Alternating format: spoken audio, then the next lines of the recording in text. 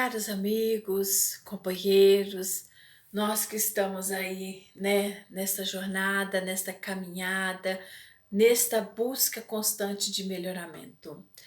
Então, vamos dar continuidade ao nosso estudo, o livro As Dores da Alma, e vamos falar um pouco do tema, né, que nos intitula hoje como solidão.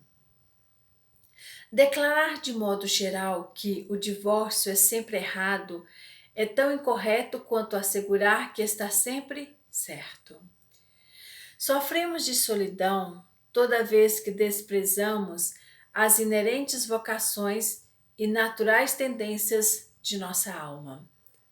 Assim que nos distanciamos do que realmente somos, criamos um autodesprezo. Passamos, a partir daí, a desenvolver um sentimento de soledade, mesmo rodeado das pessoas mais importantes e queridas de nossa vida. Na autorrejeição, esquecemos de perceber a presença de Deus vibrando em nossa alma. Logo, anulamos nossa força interior. É como se esquecêssemos a consciência de nós mesmos. Para que nossa essência emerja, é preciso abandonarmos nossa compulsão de fazermos seres idealizados, nossa expectativa fantasiosa de perfeição, o nosso modelo social de felicidade. Somente assim exterminamos o clima de pressão, de abandono, de tensão e de solidão que sentimos interiormente para transportarmos-nos para uma existência de satisfação íntima e para uma indescritível sensação de vitalidade. A renúncia do nosso eu idealizado nos dará uma sensação de renascimento, uma atmosfera de liberdade, como nunca antes havíamos sentido. O ser idealizado é uma fantasia mental. É uma imitação ineflexível, construída artificialmente sobre uma combinação de dois básicos comportamentos neuróticos, a saber, que adotar padrões existenciais superrígidos, impossíveis de serem atingidos, e alimentar o orgulho de acreditar-se onipotente, superior, invulnerável. Acreditar-se onipotente, né? Superior e invulnerável. A coexistência desses dois modos de pensar ocasiona frequentes estados de solidão, tristeza habitual e sentimentos mútuos de vazio e aborrecimentos na vida afetiva de um casal. O amor e o respeito a nós mesmos criam uma atmosfera propícia para identificarmos nossa verdadeira natureza, isto é, nossa identidade da alma, facilitando nosso crescimento espiritual e, por consequente, proporcionando-nos alegria de viver. Quase todos nós crescemos ansiosamente querendo ser adequados e certos, né, para o mundo, porque acreditamos que não somos suficientemente bons para sermos amados pelos que somos. Por isso procuramos desesperadamente igualar-nos a uma imagem que criamos de como deveríamos ser. O esforço metódico para sustentar essa versão idealizada é responsável por grande parte dos nossos problemas de relacionamento conosco e com os outros. Entre todos os problemas de convivência e de casais, né? O de casais talvez seja um dos mais comuns entre as pessoas. Todavia, todos nós queremos companhia e afeto, mas para desfrutarmos uma união amorosa, madura e equilibrada, é preciso, acima de qualquer coisa, respeitar o direito que cada criatura tem de ser ela mesma, sem mudar as suas predileções, ideias e ideais. Os traços de personalidades não são futilidades, teimosia ou manias. Cada parceiro tem os seus direitos individuais de manter sua parcela de privacidade e preferências. Para tanto, o diálogo compreensivo, a renúncia, os próprios caprichos, o compromisso de lealdade são fatores imprescindíveis na vida a dois, que não podem permitir a confusão de direitos individuais com direitos individualistas, como vulgaridade, cobrança e com leviandade. Eis a razão de viver bem consigo mesmo. Tudo passa, pois todos somos viajores do universo. Porém, só nós viveremos eternamente com nós mesmos. A complexidade maior das dificuldades nos matrimônios talvez seja a não valorização dos verdadeiros sentimentos, que força um dos parceiros, ou mesmo ambos, a contrariar sua natureza para satisfazer as opressões, intolerâncias e imposições do outro. Ninguém pode ser feito, ninguém pode ser feliz subordinando-se ao que o cônjuge quer ou decide.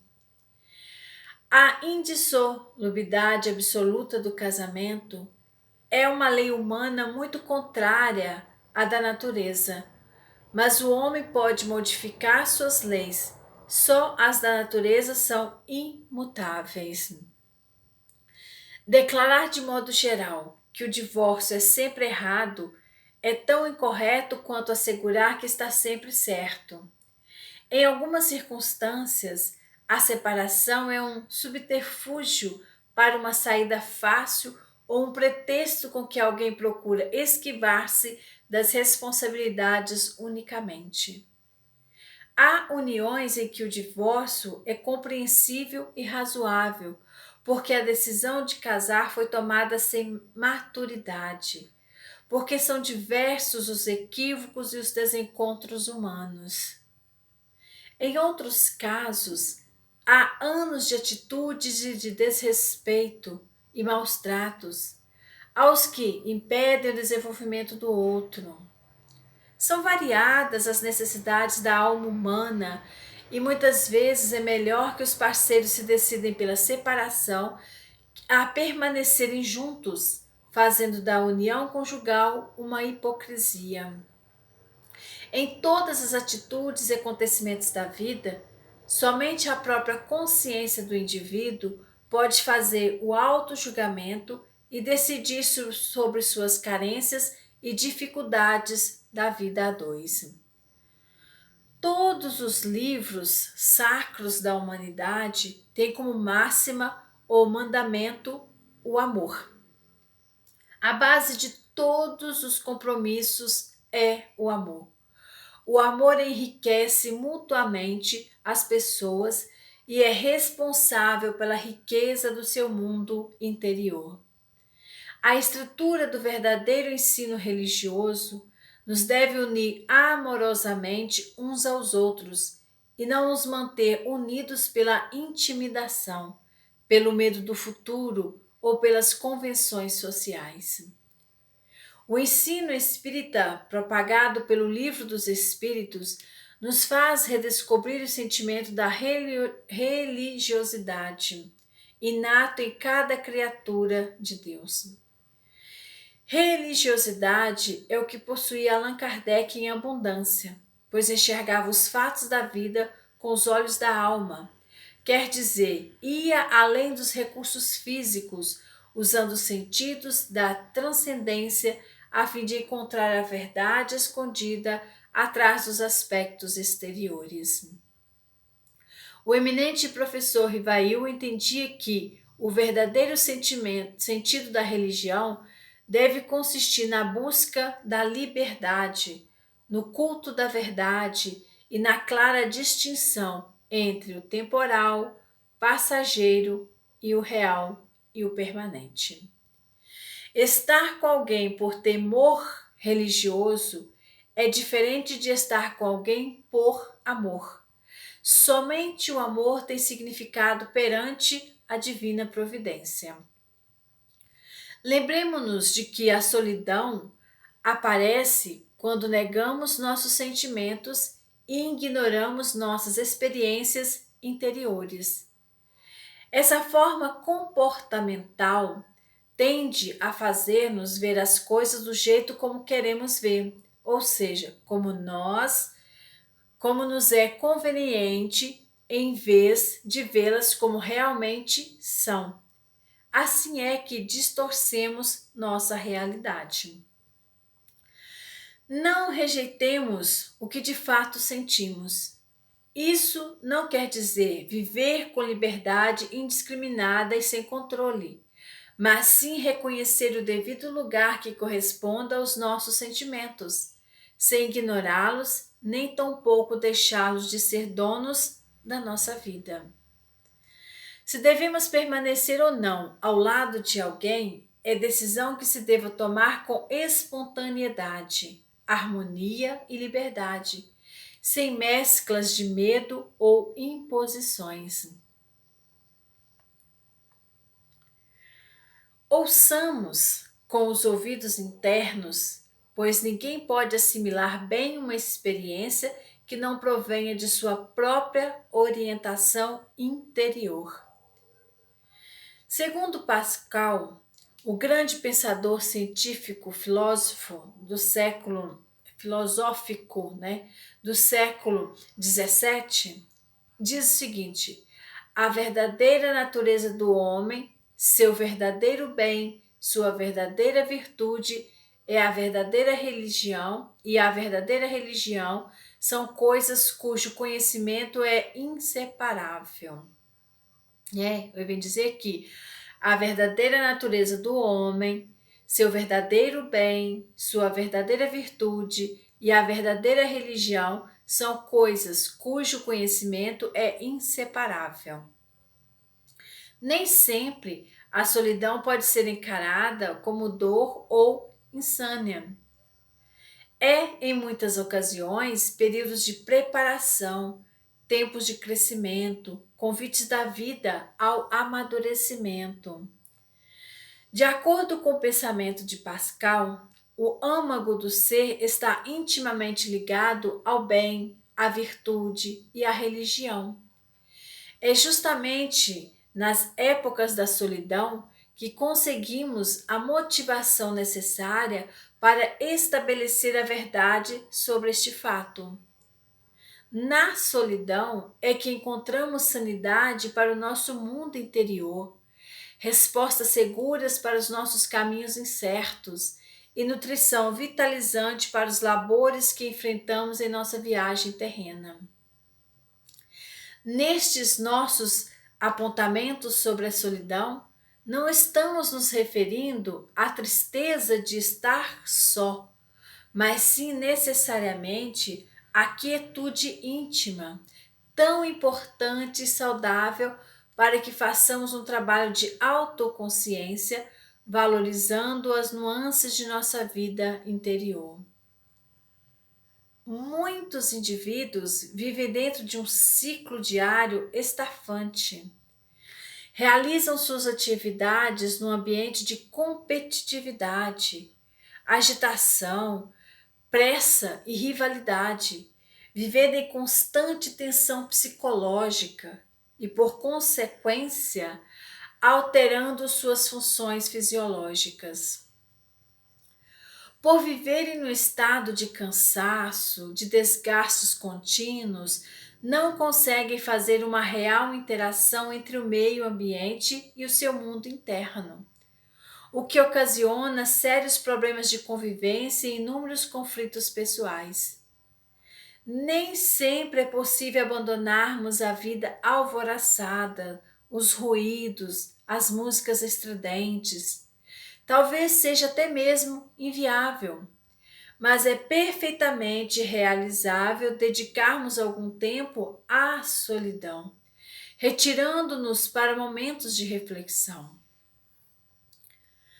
Nos instantes de silêncio, exercitamos o aprendizado que nos levará a abrir um canal receptivo à consciência divina.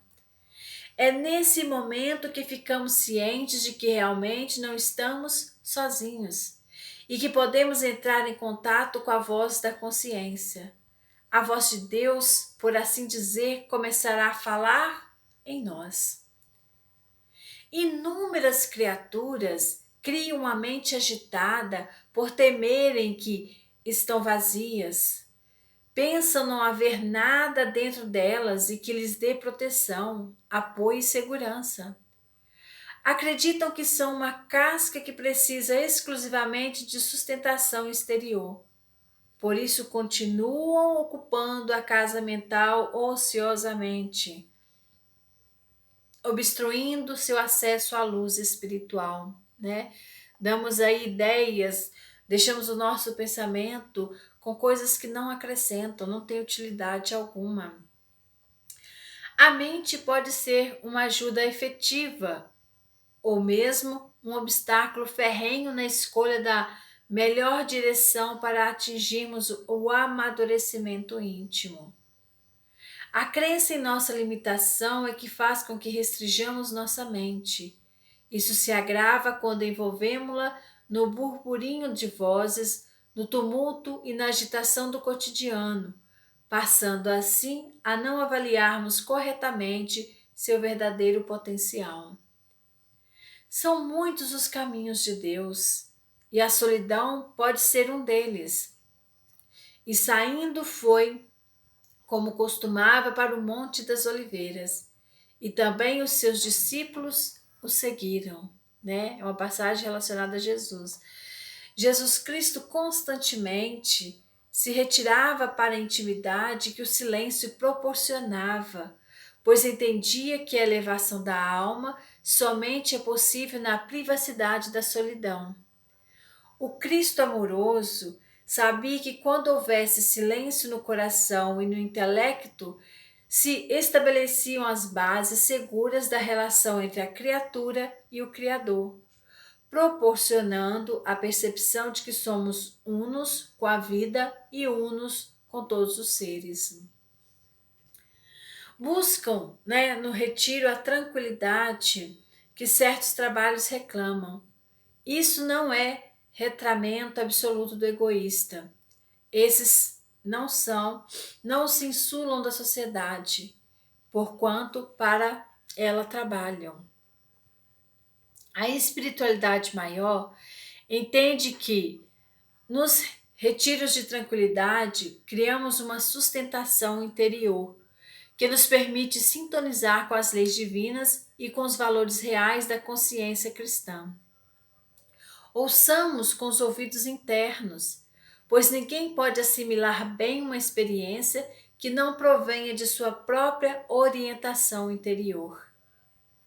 Ninguém é capaz de seguir sua verdadeira estrada existencial se não refletir sobre sua essência.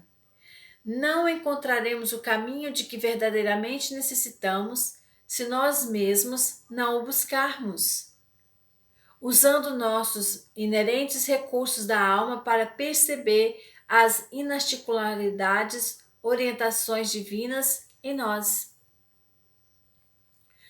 Somente cada um pode interpretar as razões da vida em si mesmo. Adotemos o aprendizado com o Senhor Jesus, exemplificando no Horto das Oliveiras. Retiremo-nos para um lugar à parte e cultivemos os interesses de nossa alma. Se não encontrarmos um recanto externo que facilite a meditação, nem alguma paisagem mais afastada junto à natureza, onde possamos repousar da inquietação da multidão, mesmo assim poderemos penetrar no nosso santuário íntimo. Sigamos o Mestre, recolhendo-nos na solidão e no silêncio do templo da alma, onde exclusivamente encontraremos as reais concepções do amor e da justiça, da felicidade e da paz, de que todos temos direito por paternidade divina. Então, na questão, do Livro dos Espíritos, a questão 771, Kardec faz a seguinte pergunta: que pensar dos que fogem do mundo para se voltarem ao mister de socorrer os desgraçados? E os espíritos, né, vêm trazer a seguinte resposta: esses se elevam, rebaixando-se. Têm o duplo mérito de se colocarem acima dos algozes materiais e de fazerem o bem obedecendo à lei de trabalho, né? Então, quer dizer, ele se preocupa mais com o outro do que consigo mesmo. E a questão, né, ela ainda nos traz mais um ponto.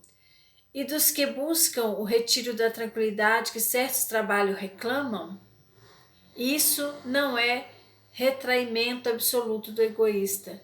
Esses não se insulam da sociedade, porquanto para ela trabalham. Então, há também a outra questão, né, do Livro dos Espíritos, a questão 697, que faz a seguinte pergunta: está na lei da natureza ou somente na lei humana a indissolubilidade absoluta do casamento? Né? E a resposta é clara e simples, né? É uma lei humana muito contrária à da natureza. Mas os homens podem modificar suas leis. Só as da natureza são imutáveis, né? As leis da natureza não mudam, né? Como as leis divinas. O que muda são as nossas leis humanas. E elas mudam de acordo com o passar e com o decorrer do tempo, não é assim? Então, a solidão, nós entendemos muitas vezes que é aquela que não nos temos aí as pessoas próximas, né? Estamos sozinhos, não. Vem falar dessa solidão que nós precisamos olhar para dentro de nós mesmos, né? Você refletir o que está acontecendo, o que precisa ser mudado, o que precisa ser melhorado. Vem falar desse momento que nós precisamos retirar, né? Sair dessa confusão que nós estamos vivenciando e voltar-se para o nosso eu interior, buscar as respostas, né, dentro de nós mesmos. Então, amanhã nós vamos dar continuidade com o título Culpa. Outro tema aí que nos coloca, né, nos põe a pensar. Muitas vezes a culpa é a que carregamos, né, muitas vezes por situações que ocasionaram a nós mesmos, faz com que vivemos uma vida inteira nesse pensamento e não buscamos uma melhoria real. Então, né, mais uma vez obrigada a você que está aí me ouvindo, que está estudando juntamente comigo. E eu espero novamente amanhã para darmos continuidade a esse estudo. Um beijo no coração de cada um de vocês.